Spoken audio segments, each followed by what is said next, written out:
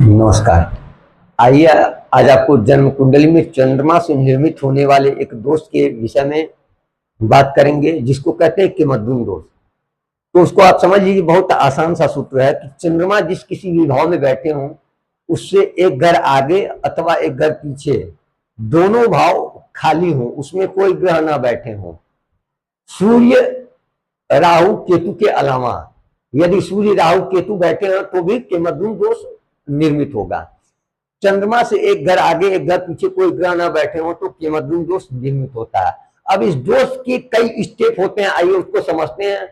कोशिश करूंगा कि आपको आसानी से समझ में आ जाए, ध्यान से देखिएगा। अब मान लीजिए कि कुंडली में चंद्रमा आपके लग्न में बैठ गए हैं, चंद्रमा के साथ कोई ग्रह ना बैठा हो, सूर्य राहु केतु को हटा के चंद्रमा के साथ भी कोई ग्रह ना बैठा हो, चंद्रमा से एक घर पीछे यानी कि 12वें में कोई ग्रह ना बैठा हो और एक घर आगे भी कोई ग्रह ना बैठा हो, तो यह किमद्दुम दोष निर्मित हो गया। यह हो गया किमद्दुम दोष का प्रथम स्टेप। अब यही दोष और प्रबल कैसे हो जाएगा उसको जान लेते हैं।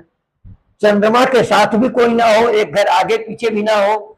अब चंद्रमा जहां बैठे हैं वहां से केंद्र में भी कोई ग्रह ना हो, तो केंद्र भाव किसको कहते हैं? तो चंद्रमा जहां से बैठे हैं वहां से चौथे में, 7वें में और 10वें में भी कोई ग्रह ना हो, तो यह प्रबलतम किमद्दुम दोष निर्मित होता है।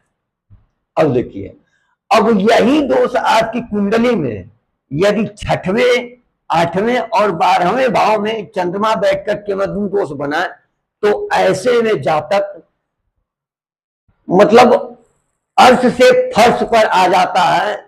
अपने मनमानी की वजह से वो किसी की सुनता नहीं है और अपना सब कुछ दांव पर लगा देता है। एक समय ऐसा आता है, वो समय विशेष तौर से चंद्रमा की महादशा में और अंतरदशा में घटित होते हैं। एक सूत्र और आपको बता देता हूं किमद्दुम दोष के विषय में।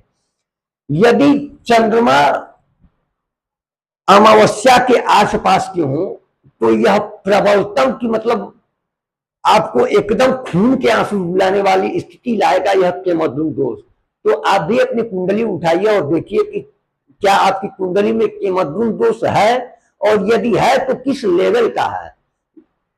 तो इस किमद्दुम दोष के प्रभाव को कम करने के लिए भगवान भोलेनाथ की आराधना करें। सोमवार के दिन भगवान भोलेनाथ के ऊपर गाय का दूध अर्पित करके किमद्दुम दोष से आप मतलब उसके प्रभाव को कम कर सकते हैं, या तो फिर अभिषेक कर सकते हैं आप महामृत्युंजय